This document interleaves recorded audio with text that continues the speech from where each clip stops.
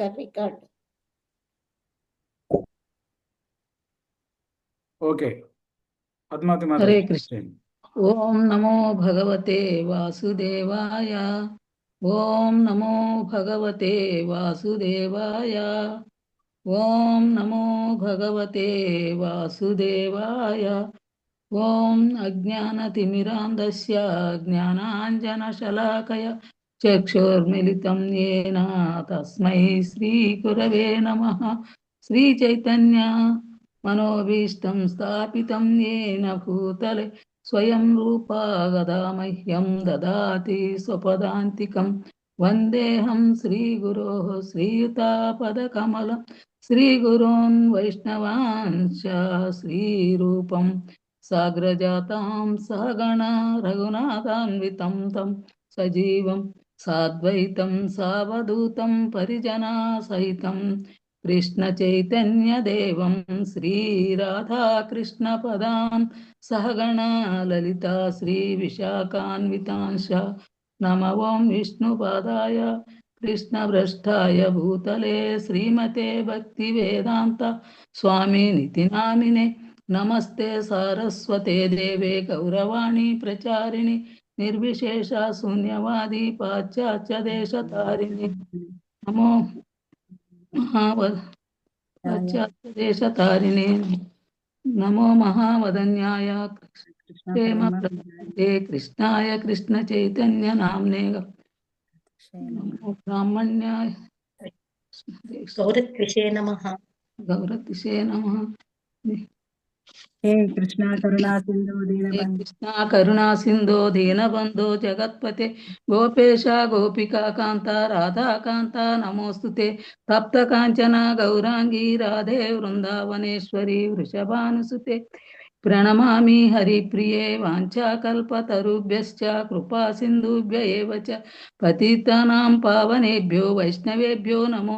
జై శ్రీకృష్ణ నీలాచల నివాసాయ నిత్యాయ పరమాత్మనే బలభద్ర సుభద్రాభ్యాం జగన్నాథాయ తే నమః.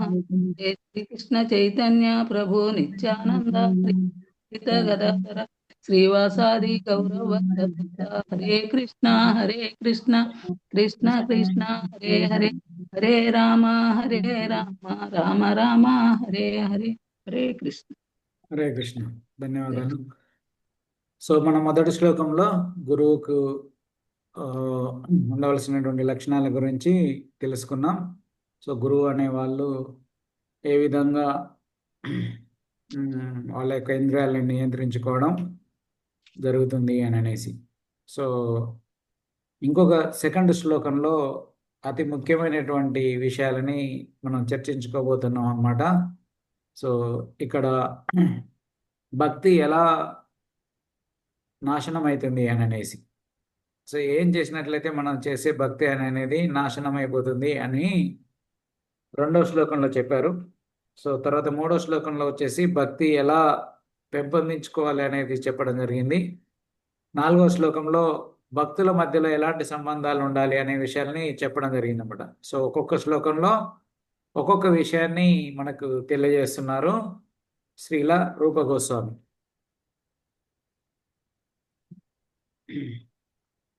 ఆ రూపమాతాజీ చదవండి శ్లోకము మరియు భావం. హరే కృష్ణ ప్రభుజీ. హరే కృష్ణ. అత్యాహార ప్రయాసశ్చ ప్రజల్పో నియమాగ్రహః జనసంగశ్చ లౌల్యంచ షడ్భిర్శక్తిర్వినశ్యతి. షడ్భిర్భక్తి వినశ్యతి. అత్యాహార ప్రయాణశ్చ ప్రజల్పో నియమాగ్రహః జనసంగశ్చ లౌల్యంచ షడ్భిర్భక్తి వినశ్యతి. ఒక అవసరానికి మించి తినడం లేదా అవసరం కంటే ఎక్కువ ధనాన్ని కూడబెట్టడం ద్వారా కష్టతరమైనట్టి లౌకిక విషయాల కోసం ప్రయాసపడటం, గ్రామ్య విషయాలను గురించి అనవసరంగా మాట్లాడటం, శాస్త్ర విధి విధానాలను ఆధ్యాత్మిక పురోగతి కొరకు కాక కేవలం నామమాత్రంగా పాటించటం, లేదా శాస్త్ర విధి విధానాలను త్రోసిపుచ్చి స్వతంత్రంగా లేక తోచిన రీతిగా పనిచేయడం. కృష్ణ భక్తి భావంలో ఏమాత్రం అభిరుచి లేనట్టి లౌకికులతో సాంగత్యము, లౌకిక లాభాల పట్ల అత్యాశను కలిగి ఉండటము అనే 6 కలాపాలతో అతిగా తగులుకొనినప్పుడు మనుజుని భక్తి నశిస్తుంది. సో ఇక్కడ చెప్తున్నారు మన భక్తి నశించడానికి 6 కారణాలు ఉంటాయట. ఓకే, సో ఇవి మనకి బాగా గుర్తుండాలి, బాగా జీర్ణించుకొని పోవాలన్నమాట. ఎందుకంటే ఇంతకుముందు వేరే వాళ్ళు ఎవరైనా ప్రశ్నిస్తే ఆ ప్రశ్నకి గురువుని ఎలా ఎంచుకోవాలి అనే దానికి సమాధానం. కానీ ఇప్పుడు మనకు ఉన్నటువంటి భక్తి నాశనం కాకుండా, లేదా మనం చేస్తున్నటువంటి భక్తి నాశనం కాకుండా ఉండాలి అంటే ఇక్కడ చెప్పినవన్నీ కూడా మనం పాటించాలి. సో అలా పాటించినట్లయితే అప్పుడు మన భక్తి అనేది నశించిపోతుంది అన్నమాట. ఓకే, సో ఇప్పుడు ప్రభుపాల వారు భాష్యంలో ఈ ఒక్కొక్క విషయాన్ని గురించి చాలా స్పష్టంగా వివరించడం జరుగుతుంది. సో ఈ పాయింట్లలో ఏమైనా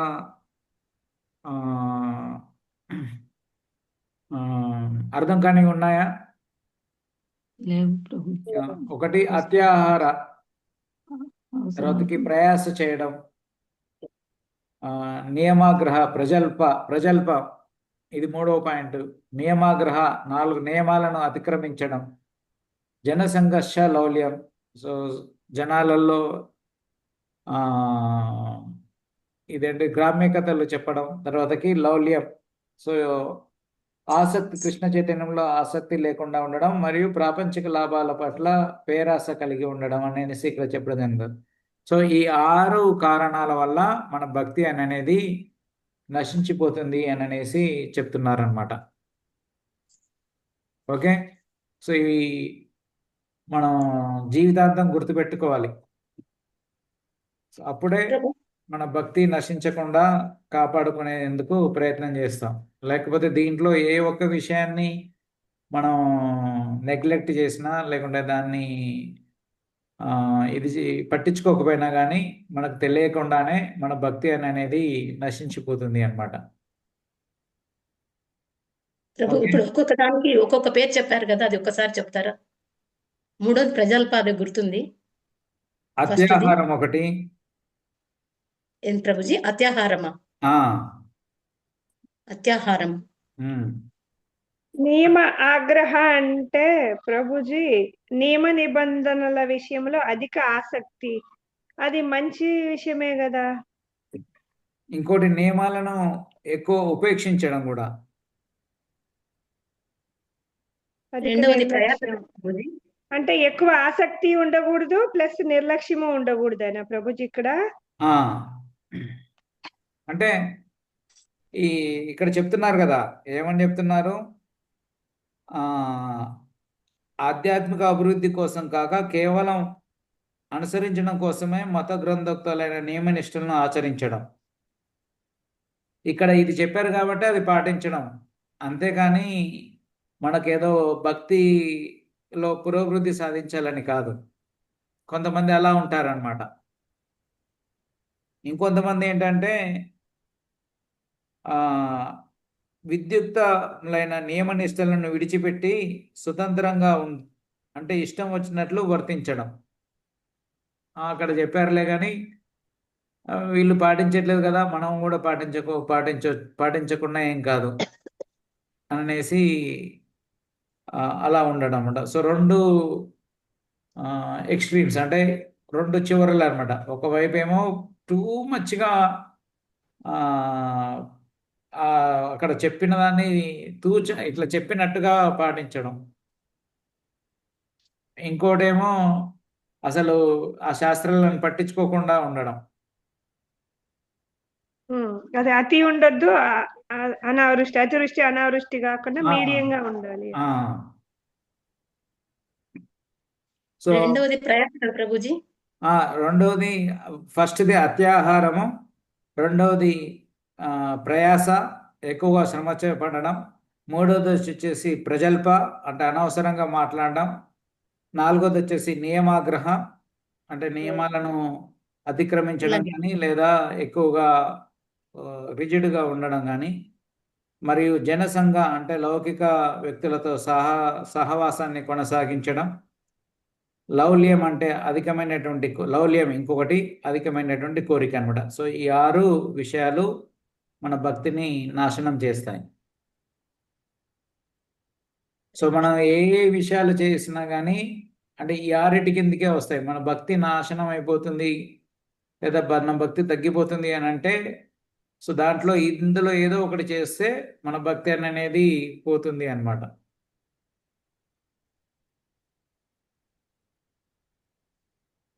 ఓకే.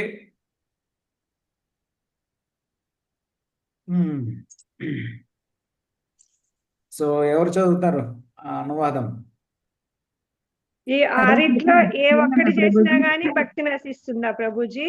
ఆ 5 ఫాలో అయ్యి ఒకటి ఫాలో అవ్వకపోయినా కష్టమే. దేని వల్లనైనా మన భక్తి నశించిపోవచ్చు, ఏదో ఒక కారణం వల్ల. చదివేనా ప్రభుజీ? హరే కృష్ణ. చదవండి. భాష్యం ప్రభుజీ. భాష్యం. సరళమైన జీవితము, ఉన్నతమైన చింతనము కొరకే మానవ జీవితం ఉద్దేశించబడింది. బద్ధ జీవులందరూ భగవంతుని తృతీయ శక్తి యొక్క ఆధీనములో ఉన్నారు కనుక ప్రతి జీవి పనిచేయవలసి వచ్చే రీతిగా ఈ భౌతిక జగత్తు రచింపబడింది. భగవానునికి 3 ప్రధాన శక్తులు ఉన్నాయి. మొదటిది అంతరంగ శక్తి అని పిలువబడుతుంది. రెండవది తటస్థ శక్తి అని, ఇక మూడవది బహిరంగ శక్తి. జీవులు తటస్థ శక్తి స్వరూపులు. వారి అంతరంగ బహిరంగ శక్తుల నడుమ నెలకొని ఉన్నారు. భగవానుని నిత్య దాసులుగా ఆధీనులైనట్టి జీవాత్మలు అంతరంగ శక్తి ఆధీనంలోనో లేదా బహిరంగ శక్తి ఆధీనంలోనో తప్పక ఉండాల్సి వస్తుంది. అంతరంగ శక్తి ఆధీనంలో ఉన్నప్పుడు వారు తమ సహజ కలాపాన్ని అంటే నిరంతర భగవత్ సేవా వారతిని ప్రదర్శిస్తారు. ఈ విషయము భగవద్గీతలో 9వ అధ్యాయము 13వ శ్లోకంలో ఈ విధంగా చెప్పబడింది. మహాత్మానస్తు మాం పార్థ దైవీ ప్రకృతి మాశ్రితాః భజంత్య ననన్య మనసో జ్ఞాత్వా భూతాదిమవ్యయం. ఓ పృథా కుమార, భ్రాంతిరహితులైన మహాత్ములు దైవీ ప్రకృతిని ఆశ్రయించి ఉంటారు. వారు నన్ను ఆదియును అవ్యయుడును అయిన దేవునిగా తెలుసుకొని ఉన్న కారణంగా నా భక్తియుక్త సేవలో సంపూర్ణంగా నిమగ్నులవుతారు.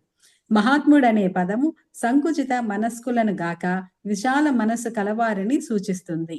సర్వదా తమ ఇంద్రియ తృప్తి కార్యంలో నెలకొనే సంకుచిత మనస్కులు జాతీయవాదం, మానవతావాదం లేదా సర్వభూత దయ అనే కొన్ని వాదాల ద్వారా ఇతరులకు మేలు చేసేందుకు ఒక్కొక్కప్పుడు కొన్ని పనులు చేస్తూ ఉంటారు.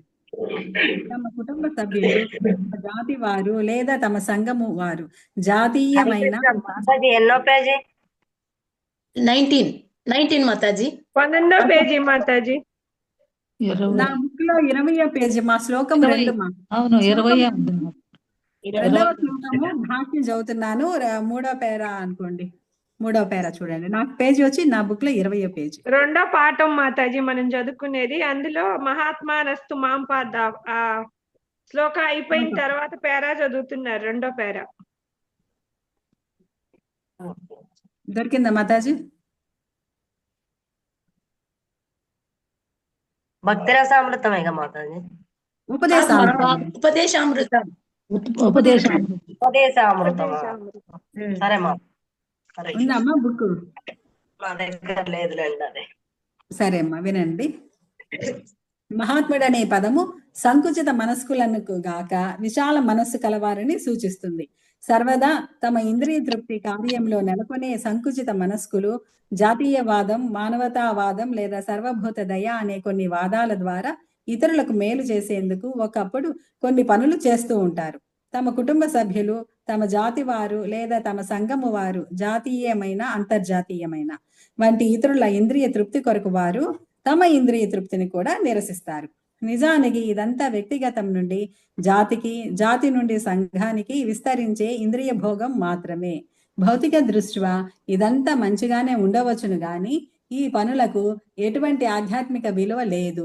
వ్యక్తిగతమో లేక విస్తృతమో అయినట్టి ఇంద్రియ తృప్తియే అట్టి కలాపాలకు ఆధారమై ఉంటుంది. మనిషి భగవంతుని తృప్తి పరిచినప్పుడే మహాత్ముడు లేదా విశాల మనస్సు కలవాడు అవుతాడు. పైన తెలుపబడిన భగవద్గీత శ్లోకంలో దైవీం ప్రకృతి అనే పదం భగవానుని అంతరంగ శక్తి, ఆహ్లాదిని శక్తి యొక్క నియంత్రణను సూచిస్తుంది. ఈ హ్లాదిని శక్తి రాధారాణిగా లేదా రాధారాణి విస్తారమైన లక్ష్మీదేవిగా ప్రకటమవుతుంది. కనుక జీవులు అంతరంగ శక్తి ఆధీనంలోనికి వచ్చినప్పుడు కృష్ణ ప్రీతి లేదా విష్ణు ప్రీతియే వారి ఏకైక కార్యం అవుతుంది. మహాత్ముని స్థితి అటువంటిది.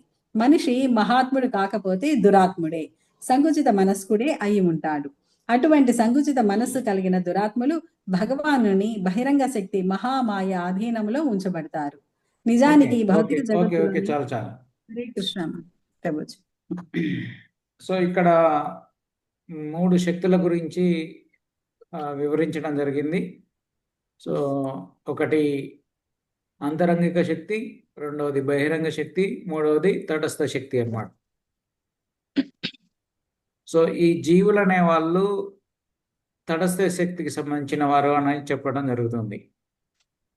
వీళ్ళు ఏం చేస్తారు, కొన్నిసార్లు అంతరంగ శక్తి ఆధీనంలో ఉంటారు, కొన్నిసార్లు బహిరంగ శక్తి ఆధీనంలో ఉంటారన్నమాట. అయితే కొంతమంది మాత్రం ఎప్పుడు, ఉదాహరణకి భక్త రామదాసు కానివ్వండి, శ్రీల ప్రభుపాల వారు కానివ్వండి, తుకారం కానివ్వండి, అన్నమాచార్యులు కానివ్వండి, పండరిపురంలో ఉన్నటువంటి ఎవరు కాదు పండరిపూర్ తుకారం మహారాజ్ కానివ్వండి. సో ఇలాంటి గొప్ప గొప్ప భక్తులందరూ కూడా వాళ్ళు అన్ని వేళలా అంతరంగిక శక్తి యొక్క అధీనంలోనే ఉంటారు. సో వాళ్ళు ఎప్పుడు ఈ భౌతిక ప్రపంచంలో ఉన్నప్పటికీ కూడా వాళ్ళు అంతరంగిక శక్తి ఆధీనంలోనే ఉండి సేవలు, కార్యాలు చేస్తూ ఉంటారన్నమాట. మిగిలిన వాళ్ళంతా కూడా ఏంటంటే భగవంతుని యొక్క బహిరంగ శక్తిలో పనిచేస్తూ ఉంటారు. సో లేదా భగవంతుని యొక్క బహిరంగ శక్తి ఆధీనంలో పనిచేస్తూ ఉంటారన్నమాట. సో దీనికి ఈ భగవంతుని యొక్క బహిరంగ శక్తిలో ఉండి పనిచేయడం అంటే మాయలో ఉన్నట్లే. అంటే అభక్తులు అనే ప్రభుజీ, అభక్తులు దానిలోకి వస్తారా బహిరంగ శక్తిలోకి? అభక్తులు ఇక్కడ చెప్పారు కదా, సామాజికవాదులు, జాతీయవాదులు, మానవతావాదులు. సో ఇలా ఏవేవైతే పెట్టుకున్నారో వీళ్ళందరూ కూడా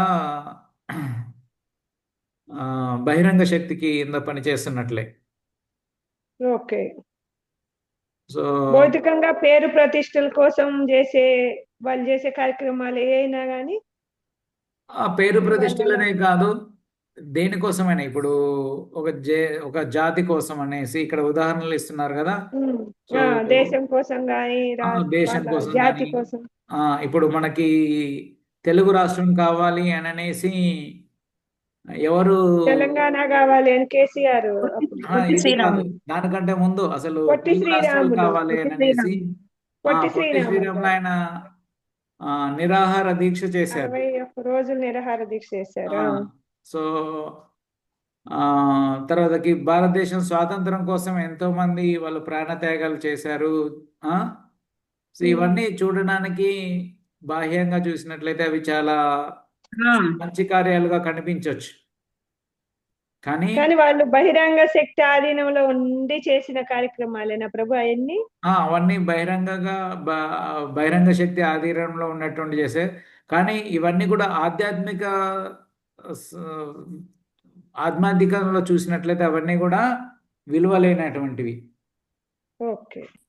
సో వాళ్ళు ఎంత తపస్సు చేసినా, లేకుంటే ఏ కార్యాలు చేసినా, ఎంత సేవ చేసినా కానీ అది కూడా సేవనే. కానీ ఆ సేవ అనేది కృష్ణుడి కోసం చేయట్లేదు కాబట్టి అదంతా కూడా ఏమన్నట్లు విలువలేనివి అన్నమాట. సో కాబట్టి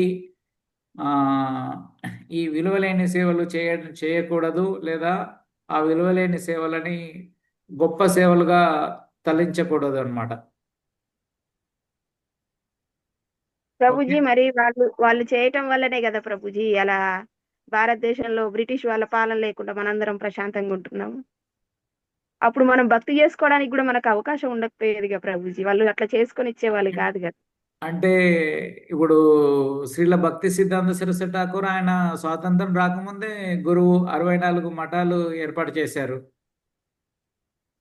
అంతకంటే ముందు ఉన్నటువంటి ఆచార్యులు ఉన్నారు. వాళ్ళు కూడా స్వాతంత్రం లేనప్పుడే చేసిన వాళ్ళు ఉన్నారు. అంటే భక్తి సిద్ధాంత సరస్వతి ఠాకూర్ వాళ్ళ గురువు గారు ఎవరు వాళ్ళ గురువు గారు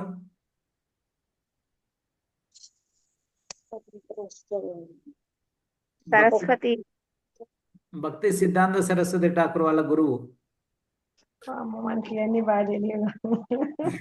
గురు పరంపర పేర్లు బాగా తెలియదు గౌరీ ప్రభుజీ. కిషోర్ దాస్ బాబాజీ. సరస్వతి సిద్ధాంత శాస్త్రి వరకు తెలుసు, అంత పైన తెలియదు ప్రభుజీ. గౌరీ కిషోర్ దాస్ బాబాజీ. గోరకిషోర్. బాబాజీ మహారాజు. ఆ తర్వాత శ్రీల భక్తి వినోద్ ఠాకూర్. భక్తి వినోద్ ఠాకూర్ ఎవరు? భక్తి సిద్ధాంత సరస్వతి వాళ్ళ తండ్రి గారు. వాళ్ళ తండ్రి గారు. ఆయన బ్రిటిష్ గవర్నమెంట్ లో ఉన్నప్పుడే కలెక్టర్ గా పనిచేయడం జరిగింది, మెజిస్ట్రేట్ గా చేయడం జరిగింది. సో అలా కలెక్టర్ గా మెజిస్ట్రేట్ గా చేస్తూ కూడా ఆయన ప్రచార కార్యక్రమాలు చేసేవారు. సో ఈ భక్తి అనేది ఎటువంటి సాంఘిక, రాజకీయ, ఆర్థిక స్థితుల మీద ఆధారపడి ఉండదన్నమాట. సో వీళ్ళు స్వాతంత్రం పోరాడి స్వాతంత్రం తెచ్చారు కాబట్టి మనం భక్తి చేస్తున్నాం. రేపొద్దున ఏదైనా యుద్ధం జరుగుతుంది, అప్పుడు మనం భక్తి చేయకుండా ఉంటామా? చేస్తాం. ఇప్పుడున్న పరిస్థితులలో ఏదైనా యుద్ధం వచ్చింది, మన భారతదేశంలో ఉన్న వాళ్ళందరూ కూడా యుద్ధంలో పాల్గొంటున్నారు. సో అరే ఇప్పుడు యుద్ధం జరుగుతుంది, ఇక నేను భక్తి చేయకుండా ఉండాలి, భక్తి చేయను అని అనేసి అంటామా? అప్పుడు హరే కృష్ణ అనుకుంటే యుద్ధం చేస్తాం ప్రభుజీ.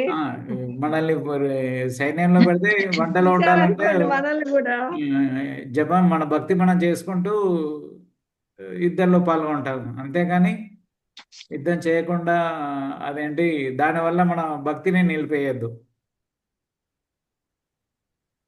సో ఇక్కడ చెప్పేది ఏంటంటే వాళ్ళందరూ అవన్నీ కూడా ఆధ్యాత్మికంగా విలువలేనటువంటివి అని అనేసి చెప్తున్నారు. సో అది అంతా కూడా దేనికోసం? వ్యక్తిగతమో లేక అది కూడా ఒక కైండ్ ఆఫ్ ఇంద్రియ తృప్తే, సెన్స్ గ్రాటిఫికేషన్ అనమాట.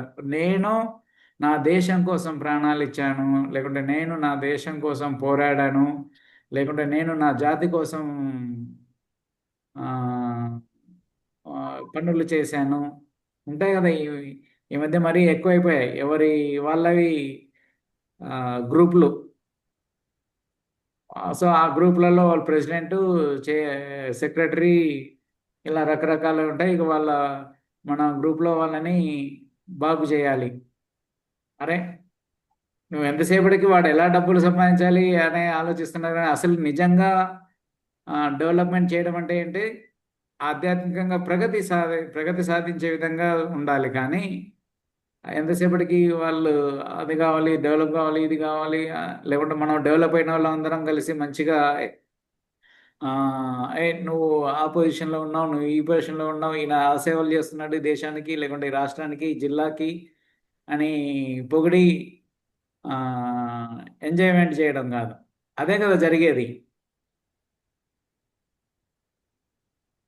సో అవన్నీ కూడా ఏంటంటే కేవలం ఇంకొక ఇది ఎక్స్టెండెడ్ సెన్స్ గ్రాటిఫికేషన్ అంటారన్నమాట. అంటే బయటికి కనిపించదు, బయటికి మాత్రం వినయంగా ఉన్నట్లుగా ఉంటుంది.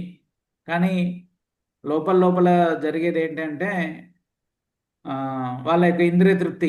అలా అంటే మనకి మన హృదయంలో ఒక సంతృప్తి లేదా మన మనస్సులో ఒక సంతృప్తి కలుగుతుంది అనమాట.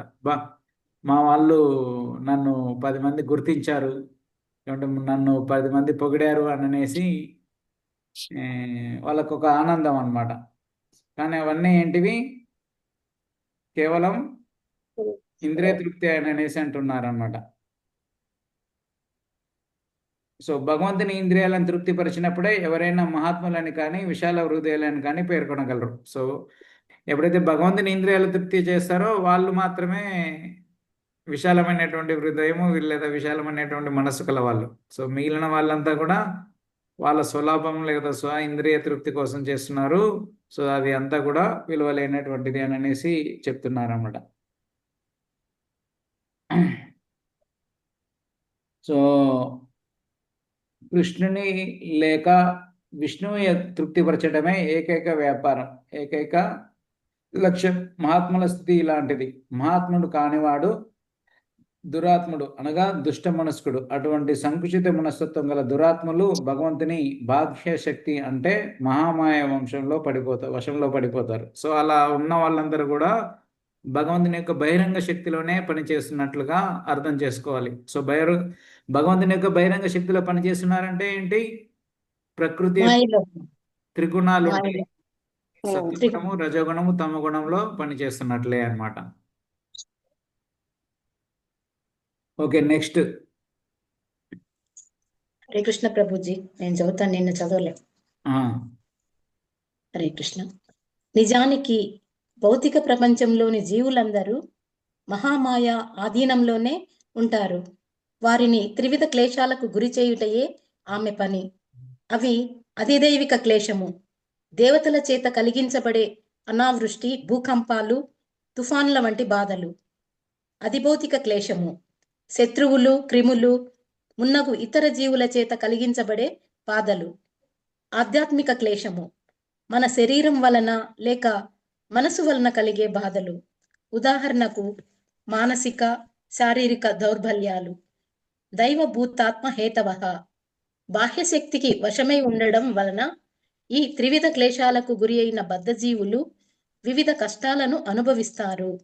బద్ధజీవులు ఎదుర్కొనే ప్రధాన సమస్యలు పునర్జన్మ, వార్ధక్యం, రోగం, మరణం. భౌతిక ప్రపంచంలో ఎవరైనా దేహాత్మలను పోషించుకొనుటకు పని చేయాల్సి ఉంటుంది. కానీ కృష్ణ చైతన్య విధానానికి అనుకూలమైన రీతిలో అలాంటి పనిని వారెలా చేయగలుగుతారు? దేహ పోషణకు ఆహార ధాన్యాలు, వస్త్రాలు, ధనం వంటి ఇతర వస్తువులు శరీర పోషణ కొరకు అందరికీ అవసరమే. కానీ ఎవరైనాను ప్రధాన అవసరాలకు మించి అధికంగా సేకరించకూడదు. ఈ సహజమైన సిద్ధాంతాన్ని అనుసరిస్తే దేహ పోషణకు ఎలాంటి కష్టం ఉండదు. ప్రకృతి విధానాన్ని అనుసరించి పరిణామ క్రమంలో తక్కువ తరగతికి చెందిన జీవులు తమకు అవసరమైన దానికంటే అధికంగా సేకరించడం గాని తినడం గాని చేయవు. కనుకనే పశుపక్షాదుల జీవితంలో సాధారణంగా ఆర్థిక సమస్యలు కానీ నిత్యావసర వస్తువుల కొరత గాని ఉండదు. బహిరంగ స్థలంలో ఒక ధాన్యపు బస్తాను వేసి ఉంచితే పక్షులు వచ్చి కొన్ని గింజలను మాత్రమే తిని వెళ్ళిపోతాయి. అదే మనిషి అయితే బస్తానంతటిని తీసుకుని వెళ్ళిపోతాడు. అతడు తన పొట్టకు పట్టినంత తిని మిగిలిన దానిని నిలువ చేసుకొనుటకు ప్రయత్నిస్తాడు. శాస్త్రానుసారం అవసరమైన దానికంటే అధికంగా సేకరించడం, అత్యాహారం నిషేధించబడింది. దీని వలననే నేడు ప్రపంచమంతా కష్టములను అనుభవిస్తుంది. ఓకే. హరే కృష్ణ. సో ఈ ఎందుకు చెప్తున్నారంటే ఈ బహిరంగ శక్తిలో ఉన్న వాళ్ళు యొక్క స్వభావం ఎలా ఉంటుంది అని అనేది చెప్తున్నారన్నమాట. సో ఈ బహిరంగ శక్తిలో ఉన్న వాళ్ళు 3 రకాలైనటువంటి కష్టాలకి ఎప్పుడు గురవుతూ ఉంటారు. అవి ఆధ్యాత్మిక, ఆది దైవిక, ఆది భౌతిక అని అనేసి. సో ఆది భౌతిక అంటే ఏమని చెప్పారు? శత్రువులు, క్రిములు, వేరే జీవుల వల్ల కలిగేటువంటి కష్టాలు అన్నమాట. ఆది దైవిక అంటే భూకంపాలు, దేవతల ద్వారా దేవతల ద్వారా కానీ ప్రకృతి వల్ల కానీ కలిగేటువంటి కష్టాలు. సో వరదలు రావడం, తుఫాన్లు రావడం, తర్వాత భూకంపాలు రావడం. మొన్న అమెరికా మరియు ఆస్ట్రేలియా లాంటి దేశాలలో అడవులలో మంటలు చెలరేగడం. సో ఇలాంటివన్నీ కూడా అది దైవిక కష్టాలు అన్నమాట. ఇక ఆధ్యాత్మిక, మన శరీరం వల్ల, మనసు వల్ల కలిగేటువంటి కష్టాలు ఉంటాయి కొన్ని. సో అవి కూడా అది ఆధ్యాత్మిక కష్టాలు అనేసి ఇక్కడ చెప్పడం జరిగింది. సో ఇలాంటి కష్టాలు కనుక ఉన్నట్లయితే దానివల్ల ఏమవుతుంది అంటున్నారు? పునర్జన్మ, జన్మ, మృత్యు, జరావ్యాధి అనేది కలుగుతుంది. సో భౌతిక ప్రపంచంలో ఎవరైనా దేహాత్మలను పోషించడానికి అవసరం ఉంటుంది. కానీ అవసరానికి కావలసినంతే చేయాలి అన్నమాట. అంటే ఇక్కడ పొందాలి. సో దానికి ఇక్కడ ప్రభుపాల వారు భాషణలో ఒక మంచి ఉదాహరణ ఇచ్చారు. సో బయట ఆ, బియ్యం ఏదైనా బస్తా వస్తువులు పెట్టామనుకోండి, జంతువులు ఏం చేస్తాయి? అవి వాటికి కావాల్సినంత తీసుకొని పోతాయి. అవును. ఎంత కోతైనా కానీ అది మా హెబ్రిలో ఉన్నప్పుడు వస్తాయి, వచ్చి ఒక కొబ్బరి బొండ 2 కొబ్బరి బొండాలు తాగుతాయి, వెళ్ళిపోతాయి. చెట్టు మీద ఉంటాయి, ఒక 30-40 కొబ్బరి బొండాలు ఉంటాయి. కానీ అది ఒక కొబ్బరి బొండాను 2 కొబ్బరి బొండాలు తాగానే దాని కడుపు నిండుతుంది, అది వెళ్ళిపోతుంది. మళ్ళీ రేపు వస్తుంది, అది వేరే విషయం అనుకోండి. కానీ ఆ రోజుకి అది వెళ్ళిపోతుంది అనమాట. కానీ ఇక్కడ మనుషులు ఏం చేస్తారని చెప్తున్నారు? ఒక బస్తా బయట వదిలిపెట్టారనుకోండి, మొత్తం లేపాల్సిందే. బస్తాన్ని వేసుకొని పోతారు అనమాట. సో ఎందుకు? వాళ్ళకి ఆశ. సో ఈ ఈ విధమైనటువంటి భావాలు అందరికీ, ఎక్కువ మందికి ఉంటాయి. ఈవెన్ ఆల్రెడీ చాలా మంది, అంటే కొంతమంది బాగా డబ్బులు సంపాదించిన వాళ్ళు ఉంటారు. ఉదాహరణకి రాజకీయ నాయకులైనా తీసుకోండి. సో వాళ్ళకి కావలసినంత ఉంటుంది, అసలు ఇంకా కావాలని వాళ్ళు సంపాదిస్తూ ఉంటారనమాట. నెక్స్ట్ తర్వాత తరాలకి అని అనేసి. కానీ అది ఆ తర్వాతి తరాలు ఏమైపోతాయో ఎవరికీ తెలియదు. సో ఈ విధంగా ఎవరైతే కావాల్సిన దానికంటే ఎక్కువగా కావాలని కోరుకుంటారో, సో అలా సేకరించడం అనేది శాస్త్ర గ్రంథాలలో నిషేధించబడింది అని అంటున్నారు. మరియు ప్రపంచం అంతా కూడా దీనివల్లనే బాధపడుతుంది. సో మనం ప్రతిరోజు వార్తలలో చూస్తున్నాం, ఆ దేశం వాడు ఈ దేశం వాళ్ళని వాళ్ళ దగ్గర ఉన్నంత ఏదో ఒక విధంగా ఆంక్షలు విధించి పొందాలని చూస్తున్నాడు. సో ఇలా ఎగుమతి దిగుమతులు ఆపివేయడం, ఎగుమతులు దిగుమతులు ఆపివేయడం ప్రభుజీ. సో ఇలా ఎవరికి కావాల్సినంత వాళ్ళు స్వీకరిస్తే సరిపోతుంది. కానీ లేదనమాట, దాన్ని పెట్టుకొనేసి నిల్వ ఉంచి తర్వాత బయట ప్రపంచంలో ఒక రకమైనటువంటి ఆ యొక్క ప్రోడక్ట్ కానీ లేకుండా ఆ యొక్క ఉత్పత్తి కానీ దొరకకుండా చేసేసి, ప్రజలకు ఎప్పుడైతే అవసరం ఉంటుందో అప్పుడు దానికి పైన ధర పెంచేసి ఇంత ధర పెట్టి అమ్మడం అనేది అసలు ఆశ్చర్యకరమైనటువంటి విషయం ఏంటంటే, ప్రతిరోజు షాపులలో, ఎస్పెషల్గా నేను కూరగాయల గురించి మాట్లాడుతున్నాను. సో ఆ కూరగాయలు రోజు ఉంటాయి, అన్ని కూరగాయలు ఉంటాయి. కానీ ఒక రోజు పోతే 30 రూపాయలు అంటారు, ఇంకో రోజు పోతే 50 రూపాయలు అంటారు. ఎందుకు పెంచుతున్నారు 50 రూపాయలకి?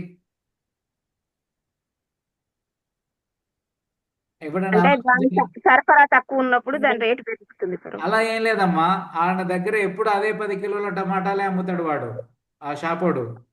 అవును ప్రభుజీ, పైనుండి వాళ్ళకి ఎక్కువ రేటు పడితే వీళ్ళు ఎక్కువ రేటు అమ్ముతారు. అది ఇదే అన్నమాట. ఇప్పుడు భారతదేశంలో ఈ రోజుకి ఎన్ని టమాటాలు కావాలో అవన్నీ ఉన్నాయి. ఎట్లా ఈ రోజుకు ఒక్క రోజుకి తగ్గిపోతాయి? సో ఇదంతా కూడా వాళ్ళు నెంబర్ గేమ్ అన్నాడు, వాడికి లాభం పొందడానికి చేసేటువంటి పని. ఏ రోజు ఇప్పుడు తెలుసు కదా, గవర్నమెంట్కి తెలుసు, మనకి కూడా తెలుసు, అర్థమవుతుంది. ఈ సంవత్సరం అంతా రైతులు ఇన్ని కిలోల బియ్యం పండించారు, ఇన్ని కిలోల పల్లీలు పండించారు, ఇన్ని కిలోల కూరగాయలు పండిస్తూ ఉన్నారు. సో ఒక కొద్దిగా గొప్ప అటు ఇటుగా ఉంటాయి. అంటే మన భాషలో చెప్పుకోవాలంటే ఒక 5 కేజీలు 10 కేజీలు ఎక్కువ తక్కువగా పండుతాయి. కానీ మనకు కావాల్సినవి అయితే అన్నే కదా, అన్నీ ఆ షాపులో దొరుకుతున్నాయి కదా. సో దొరికినప్పుడు వాడు ఒకటే రోడ్డు పెట్టాలి రోజు సంవత్సరం అంతా కూడా. కానీ మధ్య సంవత్సరం దళారులు అంతా ఒకటే రేట్ ఉండదు. అదే మధ్య దళారులు గోదాములలో దాచిపెడుతున్నారు కదా ప్రభుజీ. సో అది రకరకాల విధాలుగా చేస్తారు. చేసేసి కృత్రిమమైనటువంటి నాన్ అవైలబిలిటీ అంటే దొరకకుండా కరువు చేస్తారు కరువు అనమాట. అనేది సృష్టించి అక్కడ సో ఎప్పుడై రేట్ ఎందుకు వాడు అలా చేస్తున్నాడు? లాభం కోసం. డబ్బులు సంపాదించాలని ఆశ. ఆశ. సో అందుకనేసి ఒకరోజు ఆలుగడ్డలకు రేటు పెంచుతాడు, ఒకరోజు ఉల్లిగడ్డల రేటు పెంచుతాడు, ఒకరోజు పప్పు రేటు పెంచుతాడు, ఒకరోజు టమాటాల రేటు పెంచుతాడు, ఒకరోజు పచ్చిమిర్చి రేటు పెంచుతాడు, ఒకరోజు బత్తాయిల రేటు పెంచుతారు. సో ఇలా జరిగిపోతుంది అనమాట. సో దానికి అందరికీ కూడా కారణం ఏంటిది? అత్యాహార. అత్యాహార అనే ఈ క్వాలిటీ, ఈ గుణం ఉంది కదా మనుషులలో. ఎప్పుడైతే కావలసిన దానికంటే ఎక్కువ పొందాలనుకుంటారో అప్పుడు ఇలాంటి పనులన్నీ చేస్తాడనమాట. ఇది మన అందరికీ ఉందిగా ప్రభు, అత్యాహార అనేది ఆల్మోస్ట్ ఎక్కువ మందికి ఉందిగా, 99 మందికి ఉంది. ఇప్పుడు చెప్పారు కదా ఎక్కడ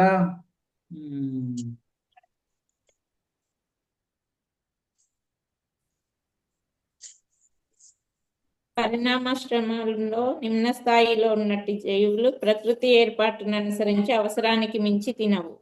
ఫస్ట్ పారాగ్రాఫ్ స్టార్టింగ్ అది దాని గురించి కాదు, ఇంకొకటి. అంటే పక్షులు కానీ ఈ ప్రభుపాల వారు అంటున్నారు అందరికి కూడా ఇది ఆహారాన్ని కూడబెట్టడము అత్యాహారం. అవసరానికి మించి ఆహారాన్ని కూడబెట్టడం. ఆహారం కాదు, ధనము, ధాన్యాలు, వస్త్రాలు, ధనం ఇతర కూడా. వస్తువులు ఆ, అందరికీ రెండు అవసరమే. సో తినడం కానీ ప్రభుజీ 3 రకాల అత్యాహారాలన్నీ ఎవరు 3 రకాల అత్యాహారాలు 2 రకాలు 3 3 రకాలు రకాలు 3 రకాల అత్యాహారాల జాబితాను ఇచ్చారు కదా. ఆ 3 రకాలు ఎవరు అనేది మనం ఒక ప్రాంతం నుండి వేరొక ప్రాంతం 3 రకాల 3 రకాల 3 రకాల అత్యాహారాల జాబితా చేయండి అని ఉంది. మీరు క్వశ్చన్లో చూస్తున్నారా? నేను ఇక్కడ బుక్ లో చూస్తున్నాను ఎక్కడ 3 రకాలనా అనేసి. కూడా బుక్ లోనే ఎక్కాను 3 ఎక్కడ లేదు కదా, ఇంటి వీళ్ళకి ఎక్కడ కనపడిందని వెనక నుంచి చదువుతున్నాం మళ్ళీ. సో ఆహార ధాన్యాలు, వస్త్రాలు, ధనం, ఇది కాదా? ప్రశ్న ఏంటి ప్రభుజీ? చదవలేదు ప్రభుజీ, చదివితే తెలుస్తుంది. ఓకే, అందుకని ముందే ప్రశ్నలు రిలీజ్ చేయొద్దని. ఓకే, సో కాబట్టి ఇక్కడ చెప్పేది అల్టిమేట్ పాయింట్ ఏంటంటే ఎప్పుడైతే సమాజంలో ఈ విధంగా ఇలాంటి భావాలు ఉంటాయో, సో ఆ భావాలు ఉండడం వలన ఎవరు భక్తి చేయట్లేరు, లేదా భక్తి చేయడానికి ముందుకు రావట్లేరు అనమాట. ఓకే, నెక్స్ట్ పారాగ్రాఫ్ చదవండి.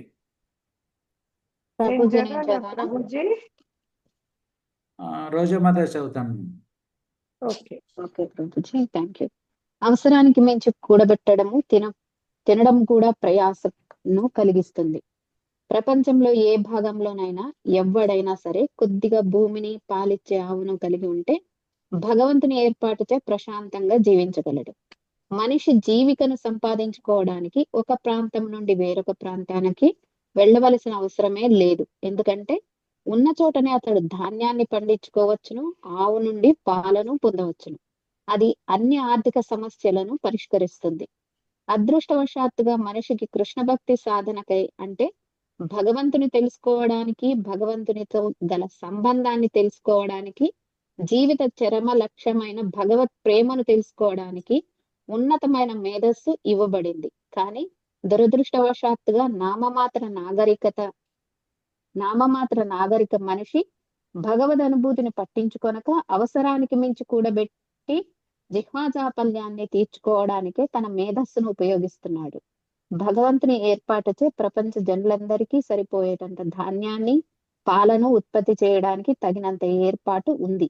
కానీ నామమాత్ర మేధావులు తమ ఉన్నతమైన మేధస్సును భగవద్భక్తి సాధన కొరకు ఉపయోగించక వ్యర్థమైనవి, అనవసరమైనవి ఎన్నింటినో తయారు చేయడానికి దానిని దురుపయోగపరుస్తారు. ఆ విధంగా ఎన్నో కర్మాగారాలు, కబేళాలు, వ్యభిచార గృహాలు, మద్యపానశాలలు తయారైనాయి. అతిగా వస్తు సంగ్రహం చేయవద్దని, అతిగా తినవద్దని, లేదా కృత్రిమమైన సౌకర్యాలను పొందడానికి అనవసరంగా పని చేయవద్దని జనులకు బోధిస్తే అనాగరిక జీవన రీతికి వెళ్ళమని తమకు సలహా ఇస్తున్నట్లు వారు భావిస్తారు. సాధారణంగా జనులు సరళ జీవనం, ఉన్నతమైన చింతన అనే పద్ధతిని చేపట్టడానికి ఇష్టపడరు. అది వారి దురదృష్టం.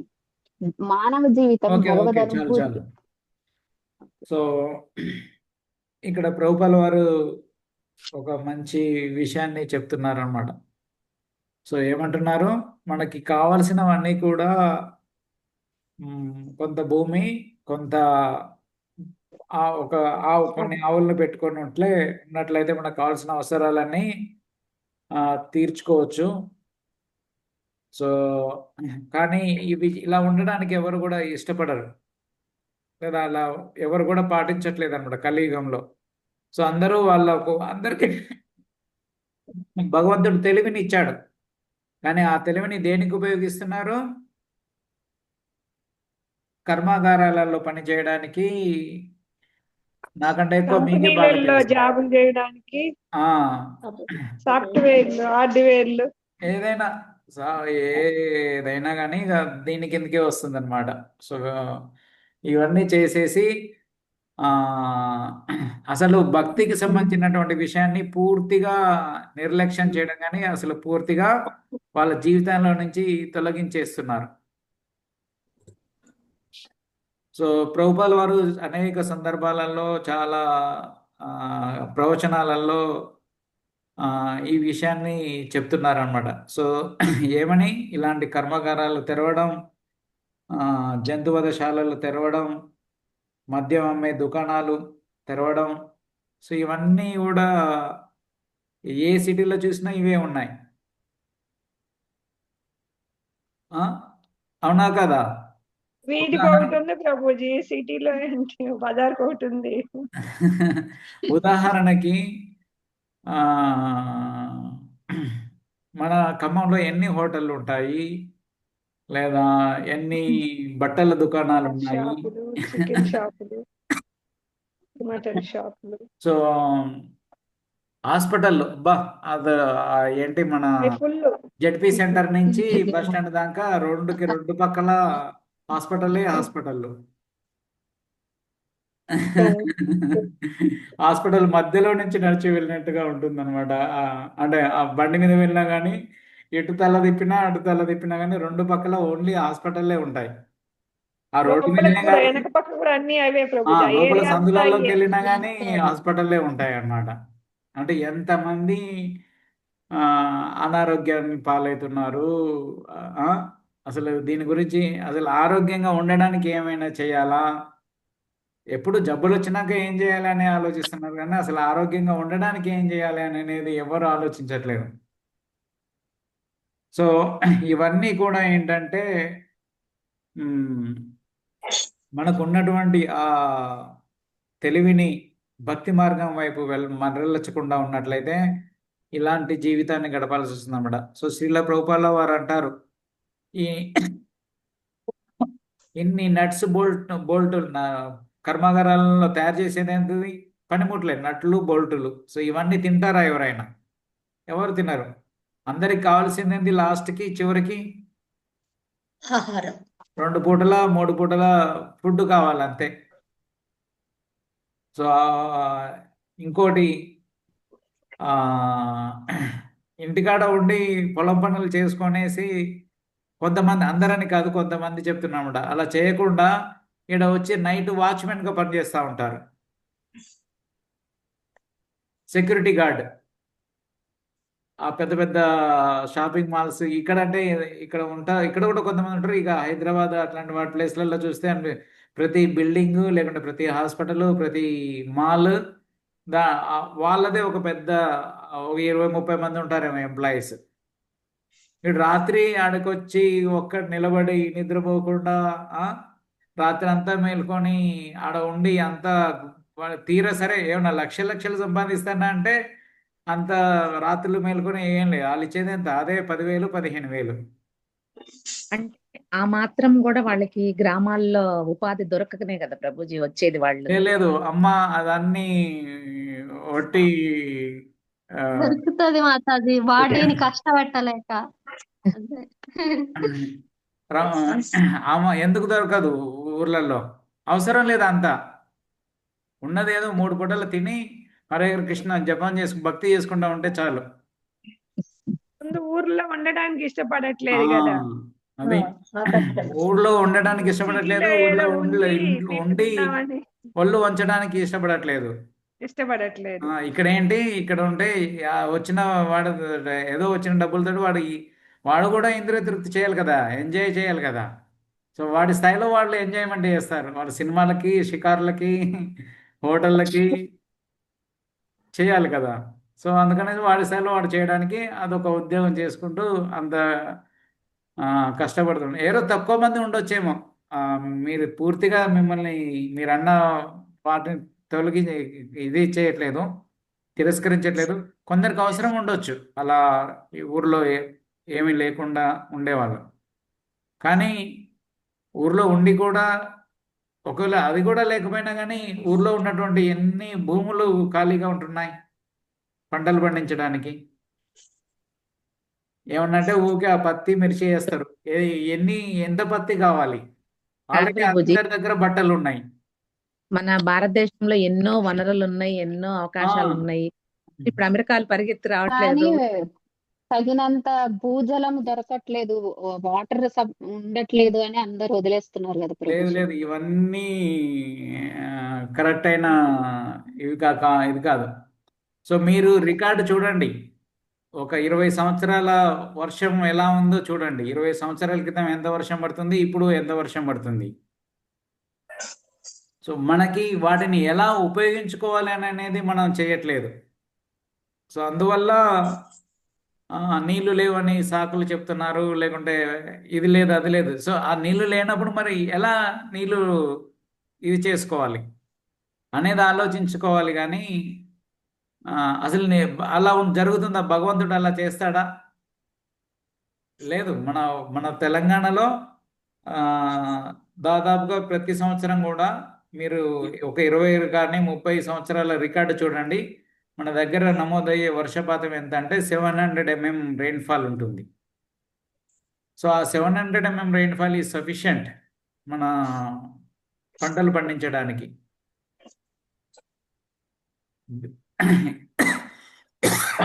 బేసికల్గా ఏంటంటే మన యొక్క మానసిక, అంటే మనకు పని చేయాలి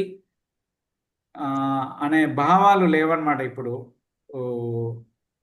కొంతమందిలో. మీది అనంతపురేనా? రాయలసీమ? రోజా మాతాజీ మీది అనంతపురా? కడప? అవును ప్రభుజీ, సో అనంతపూరు. నాకు తెలిసిన వాళ్ళే కొంతమంది రైతులు ఉన్నారు. అక్కడే మంచిగా పంటలు పండిస్తున్నారు ఆర్గానిక్ సేంద్రియ వ్యవసాయం చేసి. ఓకే. టింబక్టు అని ఒక అది కోఆపరేటివ్ సొసైటీ ఉంది. మీరు కావాలంటే గూగుల్లో సెర్చ్ చేయండి. సో వాళ్ళు దాదాపుగా ఒక ఐ థింక్ 50-60 విలేజెస్లలో వాళ్ళు ఫార్మర్స్కి ట్రైనింగ్ ఇస్తున్నారు అనమాట. అంటే ఆ 50-60 గ్రామాలలో ఈ టింబక్టు అనే కోఆపరేటివ్ సొసైటీకి కనెక్ట్ అయి ఉన్నారు. సో ఉండి వాళ్ళు వ్యవసాయం చేస్తున్నారు అనమాట. ఓకే. సో అది డిఫరెంట్ టాపిక్. మన టాపిక్ మనం డివైడ్ అవుతున్నాం. సో ఇక్కడ ఏం చెప్తున్నారంటే అల్టిమేట్గా సో ఇలాంటి సహజమైనటువంటి సరళమైనటువంటి జీవితానికి అంగీకరించకుండా వాళ్ళు రకరకాలైనటువంటి ఇంద్రియ తృప్తికి కావాల్సినటువంటి వస్తువులు లేకుంటే పరికరాలు వాటి వైపు ఎక్కువగా ఆసక్తి చూపిస్తున్నారు అనేసి చెప్తున్నారంట. సో ఇలా ఉండడం వల్ల ఏమవుతుంది, ఆ, భక్తి చేయడానికి వాళ్ళకి కుదరట్లేదు అనమాట. సో కొంతమంది డివోటీస్ అంటారు, పొద్దున్నుంచి రాత్రి వరకు డ్యూటీస్. సో ఒకసారి మేము ఆ, కర్ణాటక వెళ్ళాం అనమాట. అంటే బెల్గాంకి వెళ్ళినప్పుడు అక్కడ డివోటీస్ అంటున్నారు, అసలు ఈ బాంబే వాళ్ళకి ఆ, దీక్షలే ఇవ్వద్దు, ఎందుకంటే వాళ్ళు రైళ్లలో కూర్చొని జపం చేస్తారు, లేదంటే 12 అప్పుడు కూడా రైళ్లలో ప్రయాణిస్తూ, లోకల్ ట్రైన్స్లో ప్రయాణిస్తూ వాళ్ళు జపం చేస్తారు. సో అది నిన్నటి జపమా ఈరోజు జపమా అని అనేది అర్థం కాదు. ఆ 16 మాలలు నిన్నటికి దానికి వేయాలా, ఈరోజు దానికి వేయాలా అని అనేసి. సో అలాంటి ప్రభుజీ ఒక్కొక్కసారి మా పట్ల కూడా ఇలా జరిగింది ప్రభుజీ. ఆ, అది మీరు ఇప్పుడు చెప్పారు కాబట్టి అది క్లియర్ చేయండి ప్రభుజీ. ఉమ్, ఇప్పుడు జర్నీ చేస్తూ ఉంటాము, మనకు ఏదో ఒకటి మాట్లాడడం కంటే జపం చేసుకోవడం మంచిది అనిపిస్తది, జపం చేసుకుంటాము. సో మనకు తెలియకుండానే టైం 12 దాటిపోతుంది ఒక్కొక్కసారి, అయినా జపం నడుస్తూ ఉంటది. అది ఇప్పుడు అంటే ముందు 10 నుంచి మొదలు పెట్టాం అనుకోండి జపం, అది నడుస్తూనే ఉంటుంది.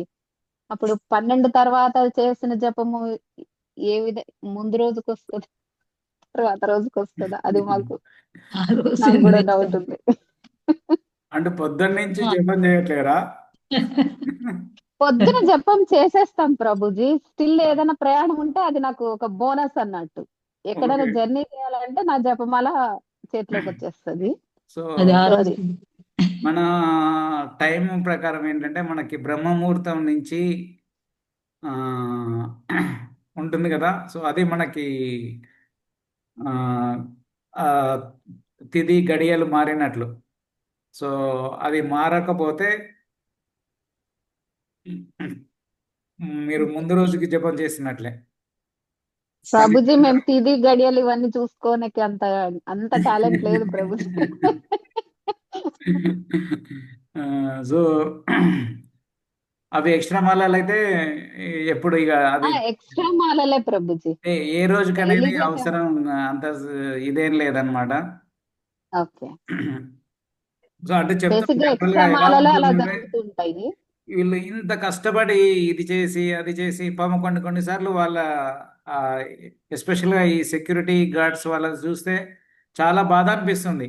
రాత్రి అంతా మేల్కొని అలా ఉంటూ ఆ, పని చేయడం అనేది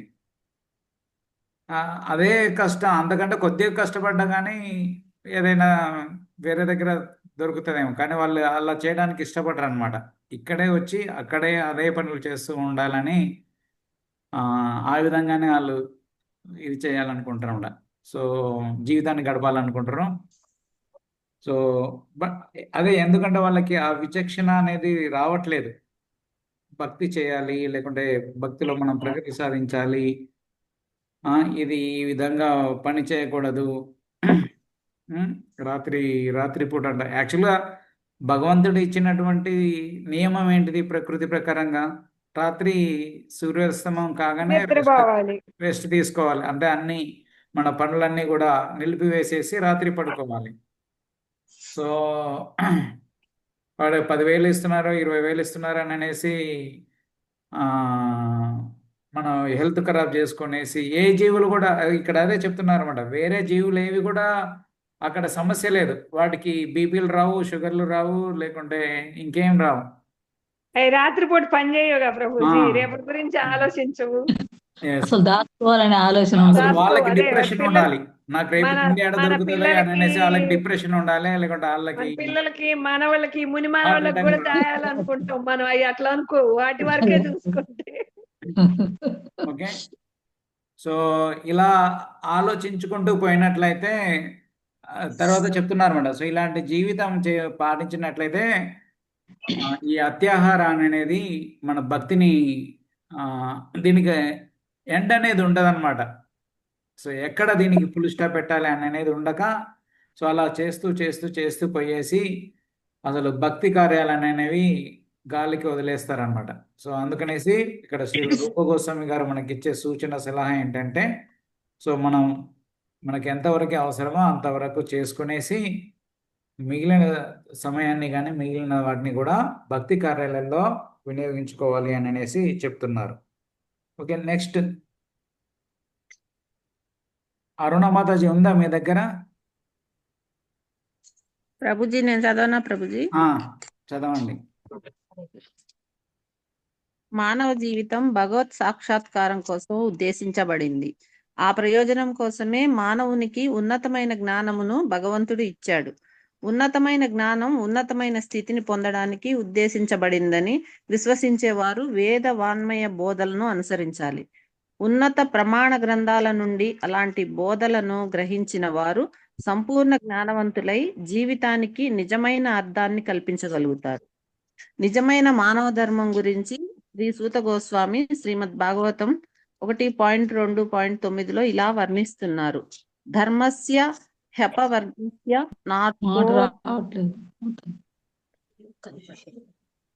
వాళ్ళని చదవనివ్వండి. చదవనిచ్చిన తర్వాతకి ఏదైనా తప్పు ఉంటే మళ్ళీ మనం సపరేట్గా సెకండ్ టైం కరెక్షన్ చేసుకుందాం. సో చదివేటప్పుడు ఎవరైనా మాట్లాడారంటే వాళ్ళకి ఆ ఫ్లో పోతుంది అనమాట. తప్పో ఒప్పో చదవనివ్వండి ఫస్ట్. హరే కృష్ణ. ధర్మస్య హ్యపవర్గస్య నార్థోర్ధాయోపకల్పతే నాతస్య ధర్మైక్యాస్తస్య కామో లాభాయ హి స్మృతః. విద్యుక్త ధర్మములన్నీ నిశ్చయముగా చరమమైన మోక్షము కొరకే ఉద్దేశింపబడినవి. వాటినెన్నడునూ భౌతిక లాభం కొరకై నిర్వహింపరాదు. అంతేగాక పరమధర్మమునందు నియుక్తుడైన వాడు భౌతిక లాభమునెన్నడునూ ఇంద్రియ భోగమునకై వినియోగింపరాదు. శాస్త్ర ఆదేశాలను అనుసరించి చేయు వృత్తి వ్యాపారాలే మానవ నాగరికతకు ప్రథమ సోపానం. మానవుని ఉన్నత జ్ఞానమును ఈ కనీస ధర్మాన్ని అర్థం చేసుకునేందుకు కావలసిన శిక్షణను ఇవ్వాలి. మానవ సంఘంలో హైందవం, క్రైస్తవం, హిబ్రూ, మహమ్మదీయం, బౌద్ధం మొదలైన వివిధ మత ధర్మ విధానాలున్నాయి. ధర్మం లేకపోతే మానవ సంఘం పశుపక్షాదుల సంఘం కంటే ఏ విధంగానూ ఉన్నతమైనది కాజాలదు. పైన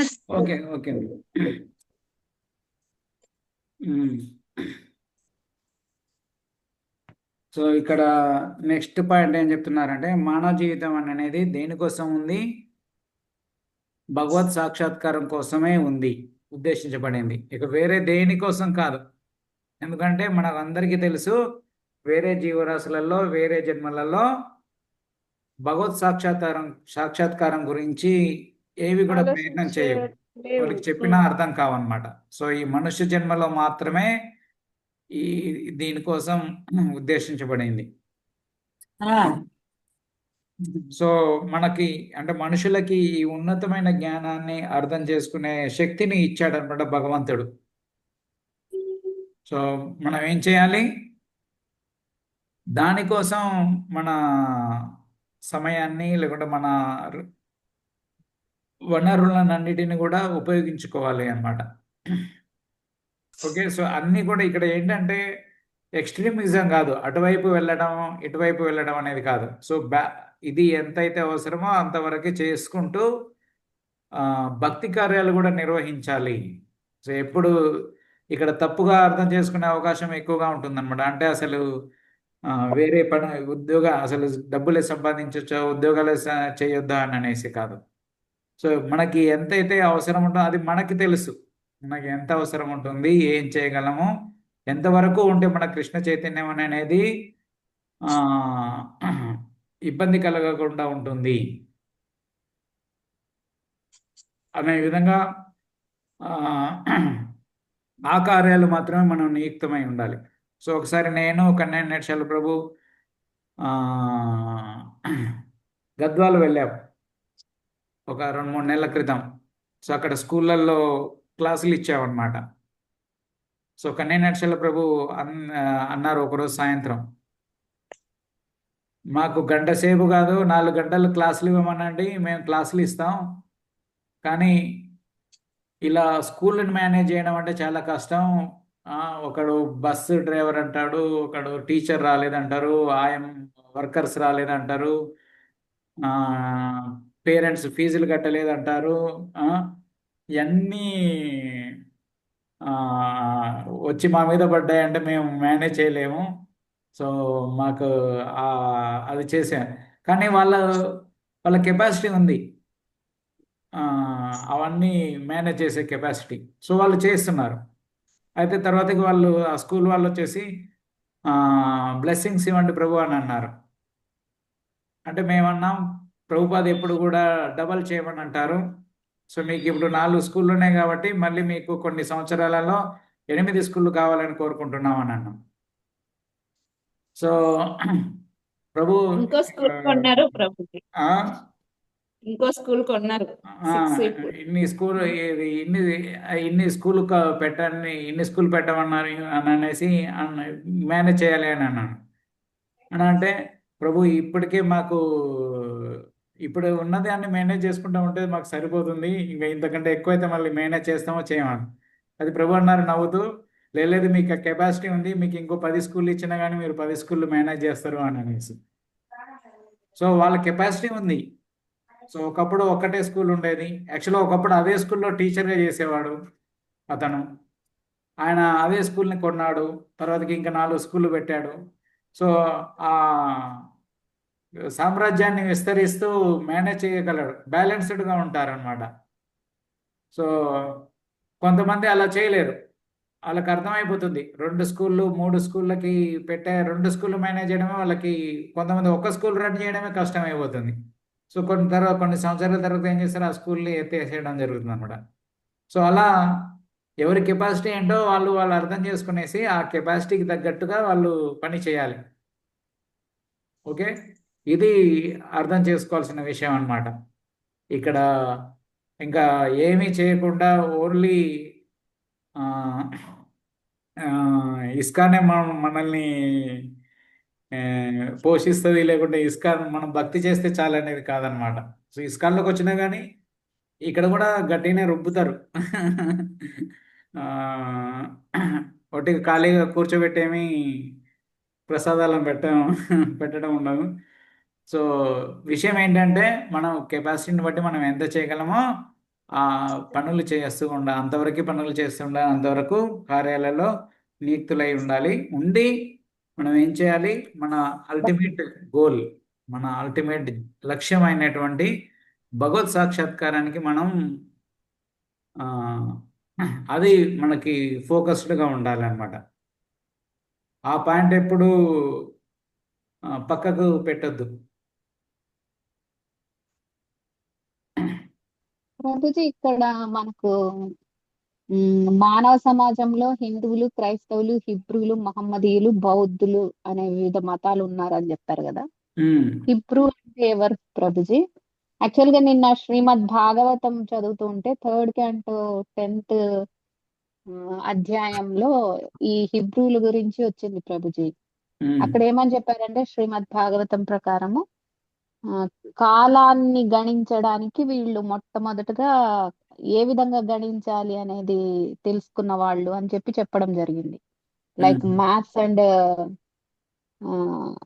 మన ఖగోళ శాస్త్రాన్ని, అంటే మనకు ప్లానెట్స్ ఉన్నాయి కదా ప్రభుజీ, 7 గ్రహాలు ఉన్నాయి కదా, ఆ 7 గ్రహాలను జ్యోతిష్ శాస్త్రం ప్రకారము అండ్ మ్యాథమెటిక్స్ ప్రకారము కాలాన్ని మొట్టమొదటిసారిగా ఈ హిబ్రూస్ కనుక్కున్నారు, క్యాల్కులేట్ చేయడం మెథడ్ అనేసి ఇచ్చారు.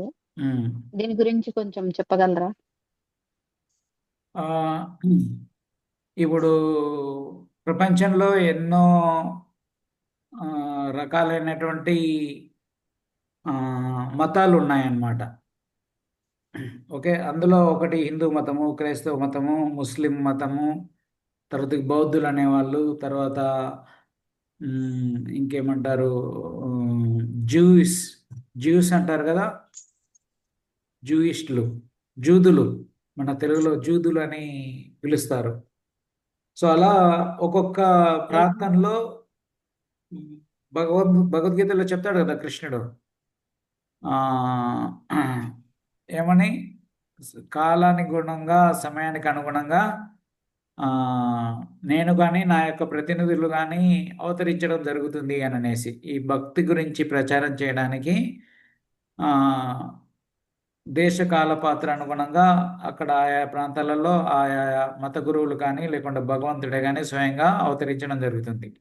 సో అలా జీసస్ క్రైస్ట్ వచ్చేసి 2000 సంవత్సరాల క్రితం క్రిస్టియన్ మతం సిద్ధాంతాలని బోధించడం జరిగింది. ఆ తర్వాత 1000 సంవత్సరాల క్రితం మహమ్మద్ ప్రాఫిట్ వచ్చేసి ఆయన ఈ ఇస్లాం గురించి లేదా మహమ్మదీయ దాని గురించి ప్రచారం చేయడం జరిగింది. సో ఇలా మన చరిత్రలో అంటే ఈ భౌతిక ప్రపంచంలో ఒక్కొక్క సమయంలో ఒక్కొక్కరు ఆ మతానికి సంబంధించినటువంటి అంటే భగవంతునికి సంబంధించినటువంటి జ్ఞానాన్ని ఆ ప్రదేశంలో ఆ కాలంలో ఉన్నటువంటి ప్రజలకి అర్థమయ్యే విధంగా పాటించే విధంగా చెప్పడానికి వీళ్ళు రావడం జరిగిందనమాట. సో అలాంటిదే ఇబ్రూ అనే వాళ్ళు కూడా ఒక మతానికి సంబంధించిన వాళ్ళు అనమాట. హరే కృష్ణ ప్రభుజీ. ప్రభుజీ ఇప్పుడు మరాఠీలు, బెంగాలీ, గుజరాతీ, ఇట్లా సిక్కులు వీళ్ళంతా కూడా హిందువులే కదా ప్రభుజీ? హైందవ మతం ఆరాధించే వాళ్ళు హిందువుల కిందకే వస్తారా ఎలా? వీళ్ళు కూడా హిందువులే. మళ్ళీ దీంట్లలో కూడా అంటే మరాఠీ వాళ్ళంటే ఆ మహారాష్ట్ర ప్రదేశానికి సంబంధించిన వాళ్ళు, కానీ వాళ్ళు కూడా పూజించేది విఠల్ అంటే కృష్ణుడే. సిక్కులది వచ్చేసి వాళ్ళు ఎక్కువగా గ్రంథ సాహిబ్ అంటే శాస్త్రాన్ని వాళ్ళు ప్రామాణికంగా తీసుకుంటారు. గురునానక్ కానీ రాముణ్ణి పూజిస్తారు కదా ప్రభుజీ, రాముణ్ణి పూజిస్తారు. గురునానక్ వాళ్ళ గురువు, కానీ వాళ్ళు ఏంటంటే ఆ గురునానక్ ఇచ్చినటువంటి గ్రంథ సాహిబ్ అనే పుస్తకం ఉంది కదా, సో దాన్ని ప్రామాణికంగా తీసుకుంటారు. సో ఇప్పుడు మనం కూడా శాస్త్రాలని ప్రామాణికంగా తీసుకుంటాం. అయితే మనం శాస్త్రాలతో పాటు విగ్రహారాధన కూడా చేయడం జరుగుతుంది, నామజపం కూడా చేయడం జరుగుతుంది అన్నమాట. సో కానీ వాళ్ళు ఏంటంటే ఓన్లీ గ్రంథ సాహిబ్ గ్రంథాన్ని చదవడమే వాళ్ళ మతంలో. అలా చదివినట్లయితే వాళ్ళు ముక్తిని పొందొచ్చు, లేకుంటే భగవంతుని అర్థం చేసుకోవచ్చు, లేకుంటే భగవద్ధానికి వెళ్ళొచ్చు అని అనేది ఉంటుంది అన్నమాట.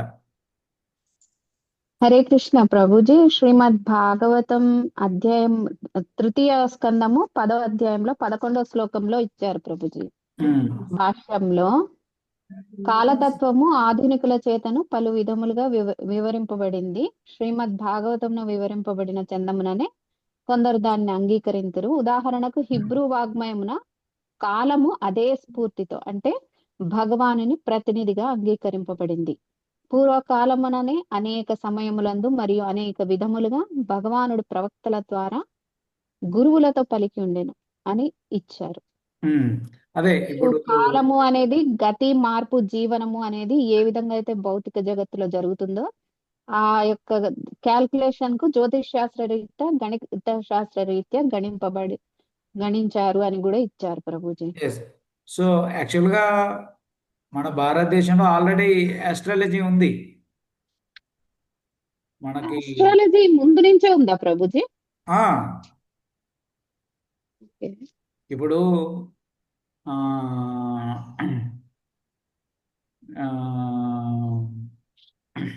ఏం చెప్పాలి, యాజ్ పర్ నేను చికాగో ఇన్స్టిట్యూట్ లో రీసెర్చ్ దాంట్లో చూసిన దాని ప్రకారం అయితే మనకు పూర్వము 2వ సంవత్సరంలోనే 2 అనే అంకె మాత్రమే ఉంది ప్రభుజీ. అప్పుడే వాళ్ళు క్యాల్కులేషన్స్ చేశారు అని మాత్రం అక్కడ ఉంది చికాగో స్పేస్ యూనివర్సిటీ వాళ్ళ దాంట్లో. అయితే మన భాగవతంలోనే ఫస్ట్ క్యాంటోలోనే ఎప్పుడైతే శ్రీకృష్ణుడు అవతరిస్తాడో, అవతరించినప్పుడు వాళ్ళ గురువైనటువంటి ఎవరు సాందీపముని వచ్చేసి క్యాలిక్యులేషన్స్ చేసి ఆయన బర్త్ చార్ట్ ద్వారా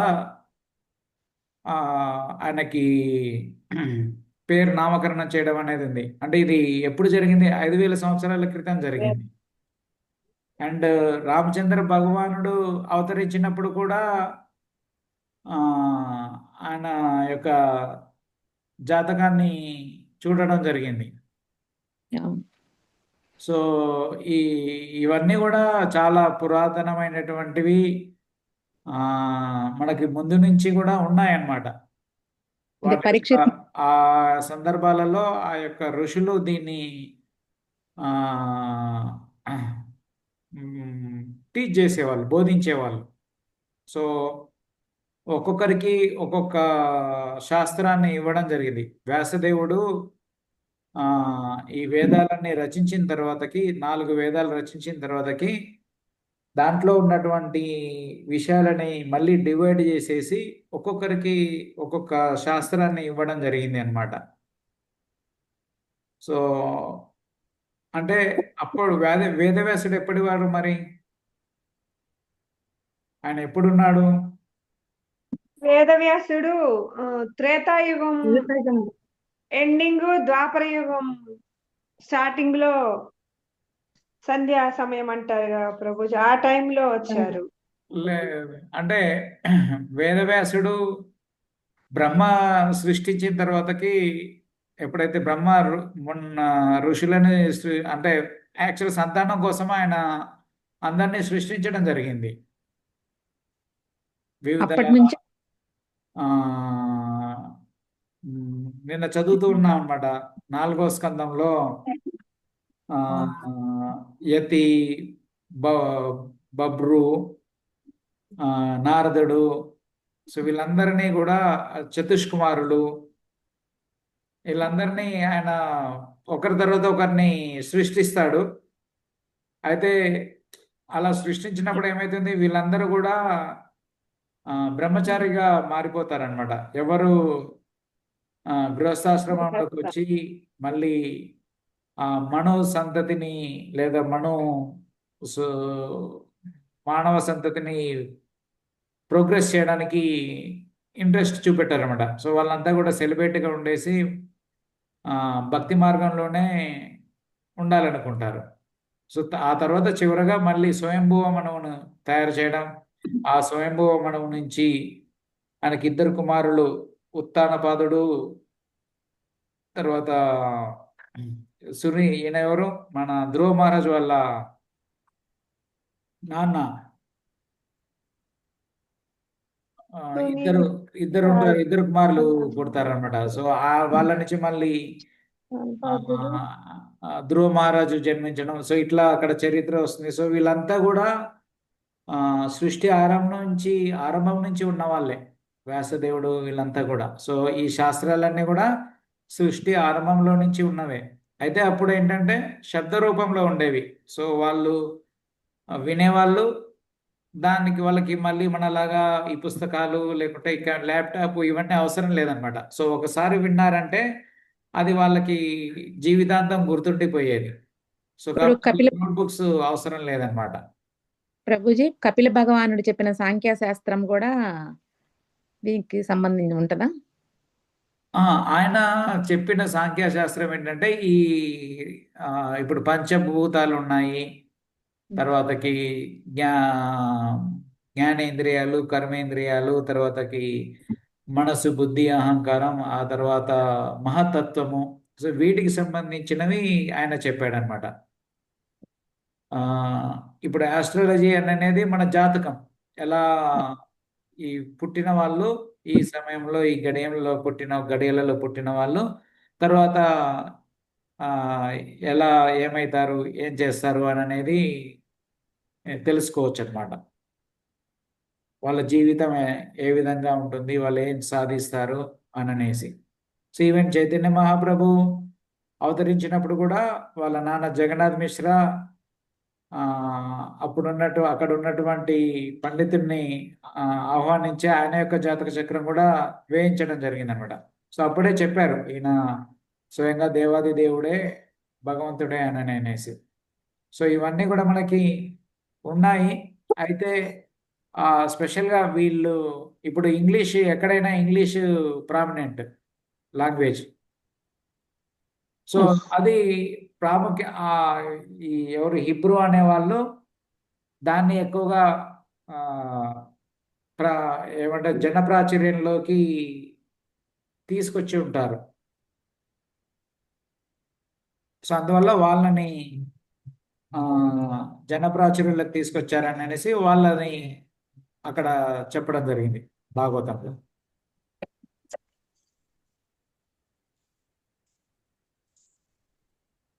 ఓకే. ఓకే ప్రభుజీ. సో వాళ్ళు కూడా ఒక సెక్ట్ అన్నమాట, ఒక కల్ట్, ఒక భాగం. ఈ ఎన్నో ఆధ్యాత్మిక ఆ, ఆ, ఇవి ఉన్నాయి కదా, లైక్ క్రిస్టియానిటీ, ముస్లిము, జూదులు, ఆ, సిక్కులు, బౌద్ధులు. సో అట్లాంటి వాటిలలో వీళ్ళు కూడా ఒక సెక్ట్.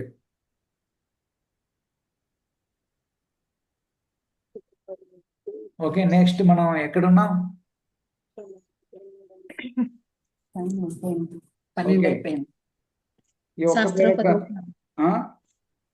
12 అయిపోయింది. 12 అయిపోయింది. ఇది ఒక్కటి చదివేస్తే ఈ పాయింట్కి కంక్లూజన్ వచ్చేస్తుంది. పైన తెలుపబడినట్లు ఆ, ధర్మస్య శాపవర్గస్య నార్తో అర్థాయోపకల్పతే. ధర్మం ముక్తి కొరకే ఉద్దేశించబడింది, కానీ ఆహారం సంపాదించుకొనుటకు కాదు. కొన్నిసార్లు భౌతికాభివృద్ధియే లక్ష్యంగా ధర్మమనబడే ఒకానొక విధానాన్ని మానవ సంఘం తయారు చేస్తుంది, కానీ అది నిజమైన ధర్మ ఉద్దేశానికి ఎంతో దూరంగా ఉంటుంది. భగవంతుని నియమాలను అవగాహన చేసుకోవడమే ధర్మం. ఈ నియమాలను సరిగ్గా పాటిస్తే మానవుడు చివరికి భౌతిక బంధాల నుండి విముక్తుడవుతాడు. ధర్మం యొక్క నిజమైన లక్ష్యం అదే. దురదృష్టవశాత్తు మానవులు అత్యాహారము పట్ల లేక భౌతిక సంపదల పట్ల అధికమైన ఆకాంక్ష వలన ధర్మం అనే దానిని అంగీకరిస్తారు. నిజమైన ధర్మం కృష్ణ చైతన్యాన్ని అలవర్చుకుంటూ జీవితానికి అత్యవసరమైనట్టి వస్తువులతోనే సంతృప్తి చెందాలని బోధిస్తుంది. ఆర్థికాభివృద్ధి మనకు అవసరమే అయినా నిజమైన ధర్మం మన భౌతిక జీవితానికి కనీస అవసరాలైన వస్తువులను సమకూర్చుకునేంత వరకే దానిని అనుమతిస్తుంది. జీవస్య తత్వ జిజ్ఞాస, పరమ సత్యమును గురించి తెలుసుకొనుటయే జీవితముకు గల నిజమైన లక్ష్యము. ఆ పరమ సత్యాన్ని తెలుసుకొనుటకు మనం ప్రయత్నించకపోతే కృత్రిమ అవసరాలను తృప్తిపరచే ప్రయత్నాలనే మనం కొనసాగిస్తాము. ఆధ్యాత్మికాభిలాష కలవాడు భౌతిక యత్నాలను విడిచిపెట్టాలి. హరే కృష్ణ. ఇదంతా ప్రయాసకు సంబంధించింది ప్రభుజీ. అదే అన్నమాట. ఇక్కడ వరకు అత్యాహార గురించే చెప్పడం జరిగింది అన్నమాట. సో అదే ఇప్పుడు భక్తి అనేది లేదా ధర్మం అనేది ఏంటంటే మనం ఆధ్యాత్మికంగా ప్రగతి సాధించడానికి, ఆర్థికాభివృద్ధి కోసం కానీ లేకుంటే ఇంకో దానికోసం కాదు అన్నమాట. సో ఆధ్యాత్మిక ప్రగతి సాధించడం అంటే, సో ఇప్పుడు మానవ శరీరంలో ఉన్నటువంటి ఆత్మని భగవంతుని సేవలో నియుక్తం చేసే విధంగా మరియు గోలోకధామానికి వెళ్ళే విధంగా చేయడం. సో అది ఒక్కొక్కరు ఏ విధంగా ఈ మార్గానికి చేస్తారు అని అనేది ఇక్కడ చెప్పడం జరిగింది అనమాట. సో కొందరు కనీస అవసరాలు ఉంటే చాలు, వాళ్ళు ఎక్కువగా భక్తి కార్యాలలో నియుక్తమై ఉండిపోతారు. ఇంకా కొంచెం వాళ్ళకు కొంచెం వాళ్ళకి సౌకర్యాలు ఏర్పాటు చేసుకొని మరియు భక్తిని కూడా చేయడం జరుగుతుంది. సో ఒక్కొక్కరి స్థాయి ఒక్కొక్క విధంగా ఉంటుందన్నమాట. అయితే ఇలా చేసే ప్రయత్నంలో ఏం జరుగుతుందంటే కొన్నిసార్లు సో ఎక్కువ భౌతిక విషయాలను లేకుంటే భౌతిక వనరులను సమకూర్చుకునేటప్పుడు అందరూ అంత బ్యాలెన్స్డ్గా ఉండలేరు కదా. సో అరే నాకు ఒక 10,000 ఎక్కువ వస్తాయి అంటే సరేలే ఈరోజు 2 మాలలు జపం చేయకపోయినా ఏమవుతుంది, రేపు చేసుకుందాం ఈ 2 మాలలు అనేసి ఏం చేస్తాం, ఆ 2 మాలలు పక్కన పెట్టేస్తాం అన్నమాట. పెట్టేసి ఆ 10,000 కోసం కష్టపడడం జరుగుతుంది. కానీ కొంతమంది ఏం చేస్తారు, లేదు నాకు ఆ 10,000 అవసరం లేదు, నేను ఇంతవరకే ఉన్నా కానీ నా జపం చేసుకుంటాను అంటారు. ఇంకొంతమంది ఏంటి, ఆ 10,000 కావాలి, 16 మాలలు కూడా చేయాలి. సో ఇట్లా రకరకాల వాళ్ళు ఉంటారు. ఇంకో కొంతమంది ఏంటి, ఇంకా అవి వచ్చే కొద్దీ 10,000 వచ్చాయి, అరే ఇంకొంచెం కష్టపడితే ఇంకొక 10,000 లక్ష రూపాయలు వస్తాయేమో, ఇంకొంచెం కష్టపడితే ఇంకొక 10 లక్షలు వస్తాయేమో అనేసి వాటి వైపు వెళ్తూ వెళ్తూ వెళ్తూ ఈ భక్తి అనేది తగ్గిస్తూ తగ్గిస్తూ మొత్తానికి ఒక రోజు వచ్చేస్తుంది, అసలు భక్తి చేయకుండా పోతారనమాట. అది రూపగోస్వామి చెప్తున్నారు. సో ఇప్పుడు మనం ఎక్కడ ఉన్నాం, మన కెపాసిటీ ఏంటిది అనేది మనం తెలుసుకునేసి దానికి తగ్గట్టుగా మన ఎప్పుడైతే మనకి కట్ ఆఫ్ వస్తుందో, ఆ కట్ ఆఫ్ వచ్చినప్పుడు అంటే మనం డేంజర్ లైట్కి పోతాం కదా, పోయినప్పుడు అమ్మో ఇంకా ఇది దాటితే మన భక్తికి ప్రమాదం ఉంటుంది అనుకున్నప్పుడు మనం అక్కడ గీత గీసుకోవాలి. సో ఒక చిన్న ఎగ్జాంపుల్ చెప్తాను. నాతో పాటు ఒక డివోటీ ఉండేవాడు అనమాట మాయాపూర్లో ఉన్నప్పుడు. చిన్నవాడు, మంచి భక్తి చేసేవాడు అనమాట. మహారాజు భక్తి శాస్త్రి చదవడానికి అనేసి ఇక్కడికి పిలిపించాడు అనమాట, అంటే మాయాపూర్కి పిలిపించడం జరిగింది. సో అప్పట్లో భక్తి శాస్త్రి చేయాలంటే మాయాపూర్లోనే ఉండాలి. అతను ఇండోనేషియా నుంచి వచ్చాడనమాట. 4 నెలలు ఉండి ఇండియాలో నార్మ్లో ఉంటూ ఈ భక్తి శాస్త్రి కోర్స్ చేసేవాడు అనమాట. సో చాలా మంచిగా నిష్టగా ఉండేవాడు. పొద్దున్నే 4:30కి కంపల్సరీగా మంగళారతి అటెండ్ కావడం, తర్వాతకి జపం చేయడం, క్లాసులు అటెండ్ కావడం, మళ్ళీ వాళ్ళు ఇచ్చినటువంటి అసైన్మెంట్స్ అన్నీ కంప్లీట్ చేయడం, మళ్ళీ సబ్మిట్ చేయడం. సో వీటిలలో ఎక్కడ కూడా స్ట్రిక్ట్ కాంప్రమైజ్ అయ్యేవాడు కాదనమాట. అండ్ మంచి మార్కులు కూడా వచ్చేవి. సో అందరం చాలా హ్యాపీగా ఫీల్ అయ్యాము, మంచిగా చదువుతున్నాడు, మంచి ఇది ఉన్నాడు అని అనేసి. సో ఆ తర్వాత భక్తి శాస్త్రి అయిపోయింది, భక్తి వైభవ కోసం కూడా రావడం జరిగింది. సో స్టోరీ పెద్దగా ఉంటుంది కానీ కట్ చేస్తున్నాం అనమాట. సో ఈ లోపల యాక్చువల్లీ సాఫ్రాన్ బ్రహ్మచారిగానే ఉండేవాడు అనమాట. సో ఈ లోపల వేరే ఒక మాతాజీ తోటి ఫ్రెండ్షిప్ కాస్త అది ఇంకా నెక్స్ట్ లెవెల్ వరకు వెళ్ళిపోయింది అనమాట. సో ఫైనల్గా డిసైడ్ చేసుకున్నారు మ్యారేజ్ చేసుకోవాలి అని అనేసి. సో అప్పుడు నేను అడిగాను అనమాట, అరే నువ్వు ఇన్ని శ్లోకాలు చెప్పేవాడివి, ఇన్ని వల్లించేవాడివి, ఇట్లా ఉండేవాడివి, ఇంత స్ట్రిక్ట్ భక్తి చేసేవాడివి, యాక్చువల్లీ నీకు బ్రహ్మచారి ఆశ్రమం అంటే తెలుసు ఎంతవరకు నువ్వు ఉండాలి, ఒక లైన్ అంటే ఆ గీత దాటుతున్నావు లేకుంటే ఒక అడుగు పక్కకేస్తున్నావు అంటే వేరే ఎవరు చెప్పాల్సిన అవసరం లేదు, మనకే అర్థమైపోతుంది. లేకుంటే వేరే వాళ్ళకు కూడా తెలిసినప్పుడు వాళ్ళు కూడా చూసి చెప్తారు, నువ్వు ఇలా బ్రహ్మచారివి, ఈ అడుగు వేయొద్దు అని అనేసి. నీకు తెలియదు, ఇన్ని శ్లోకాలు నేర్చుకున్నాడు, నీకు ఈ విషయం తెలియదా అని అన్నాం. అంటే తెలిసినా కానీ అది చేయి జారిపోయింది ఆయన. సో దెన్ ఒక వాళ్ళ కల్చర్ డ్రెస్ చేంజ్ చేసి వచ్చింది అనమాట. సో విషయం ఏంటంటే మనకు అర్థమవుతుంది, నేను ఈ విధంగా శ్రమ పడ్డట్లయితే నేను భక్తి 16 మాలలు చేయగలనా లేదా అనేది మనకు అర్థమవుతుంది. ఆ దాటిపోతున్నాం అనుకోండి, మన భక్తి అనేది వెంటనే దాని మీద ఇది డైరెక్ట్గా అనమాట, ప్రత్యక్ష రిలేషన్షిప్ సంబంధం ఉంటుంది. సో ఇది బ్యాలెన్స్గా ఉన్నంత వరకు బ్యాలెన్స్గా ఉంటుంది. సో ఎప్పుడైతే భౌతిక విషయాల పట్ల లేకుంటే ఇక్కడ చెప్పిన విధంగా వాటి పట్ల మన ఆసక్తి పెరగడం కానీ మన సమయాన్ని ఇవ్వడం కానీ జరిగితే ఏమైతుంది అంటున్నారు రూపగోస్వామి, ఏమంటున్నారు, మన భక్తి నశిస్తుంది అని మన చెప్తున్నారు. సాధన తగ్గిపోతుంది. సో ఈ సాధన తగ్గిపోతుంది అని అనేది అర్థం కాదా? అర్థమవుతుంది. మనం ఏం చేస్తాం, క్లాసులకు రాము. సో 2 వారాలు క్లాసులకు రావట్లేదు అంటే అక్కడే కనిపించేస్తుంది. మనం వేరే ఏదో ప్లాన్లు వేస్తున్నాం, ఇంకోటి ఏదో చేస్తున్నాం అని అనేసి. సో అది మీకు ఎవరైతే చేస్తున్నారో వాళ్ళకే అర్థమవుతుంది. అది అవసరం అనుకుంటే సరే ముందుకు వెళ్ళొచ్చు, వెళ్ళి మళ్ళీ దాన్ని స్టెబిలైజ్ చేసుకున్న తర్వాత మళ్ళీ మన భక్తిని మళ్ళీ పైకి తీసుకురావచ్చు. కానీ ఏం చేస్తుంది, అది అలా ఉండదన్నమాట. అలా పోయి అటు అటు 10 పెరుగుతూ ఉంటుంది, ఇటు 2 మాలలు తగ్గుతూ ఉంటాయి. ఇక్కడ 10 పెరిగింది అంటే ఇక్కడ 2 మాలలు తగ్గినట్లే అన్నమాట. సో ఆ చెక్ బ్యాలెన్సెస్ లేదనుకో ఏమైపోతుంది అంటున్నారు రూపగోస్వామి? భక్తి తగ్గిపోతుంది, నశిస్తుంది. సో అదే చెప్తున్నారు అన్నమాట.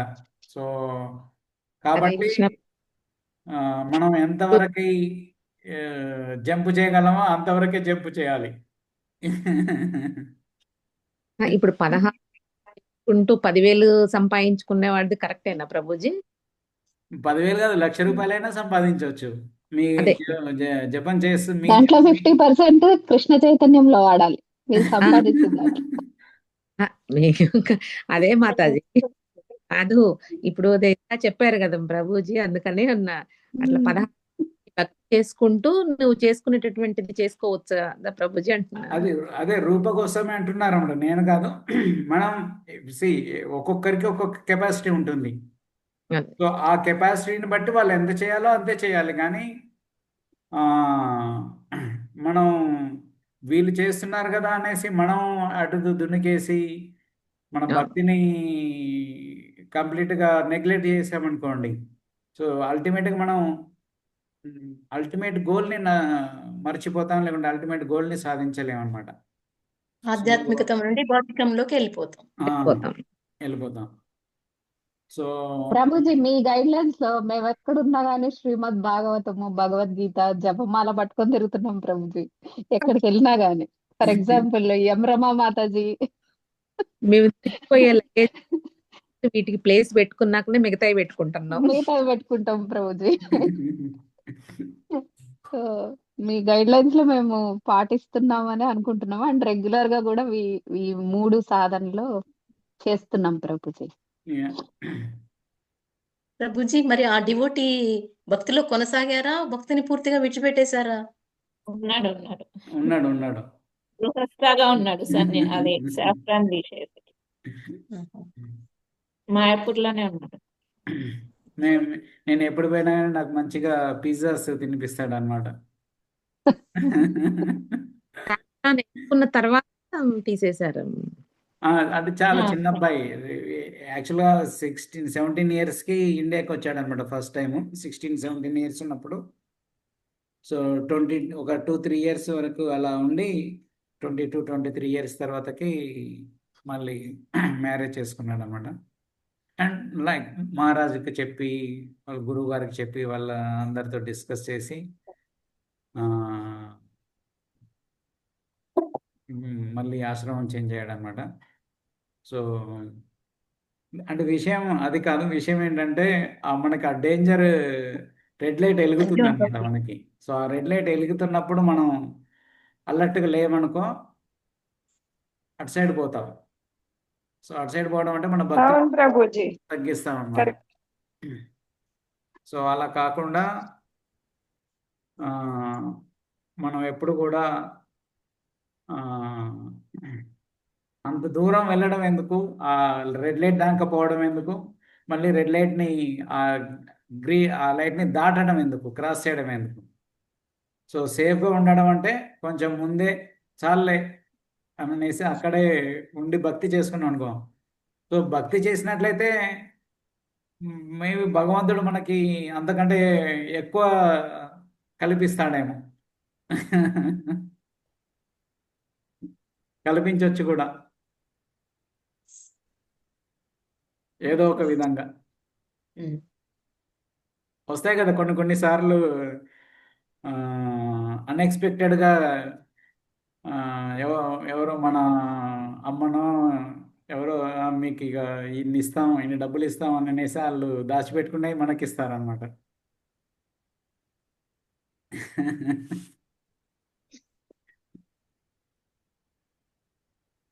ఓకే. డబ్బులతో పాటు వాళ్ళు చేసిన కర్మలు కూడా వస్తాయా ప్రభుజీ మనకి? మళ్ళీ అందుకని వచ్చినప్పటికీ మనం ఏం కాదనము. వచ్చిన వాటిని మళ్ళీ మనం కృష్ణ చైతన్యంలో ఉపయోగించే విధంగా అంత కాకపోయినా కానీ ఏదో ఎంతో కొంత కృష్ణ చైతన్యంలో ఉపయోగిస్తా. సో అదుంటే కర్మలు మనం నేననేది భక్తిని వాళ్ళు చేసిన కర్మలు అలా వాళ్ళు పాపం వచ్చినాయనుకో, చేసిన వాటి వల్ల మన భక్తి ఇంకా మంచి అప్పుడు ఉంటుందా, ఎప్పుడు మనసులో ఉంటుంది, అరే నాకు ఒక ఇది వాళ్ళ ఇల్లు నాకు నా పేరు మీద రాసిస్తే బాగుండు అనే ఆశ ఉంటుంది కదా.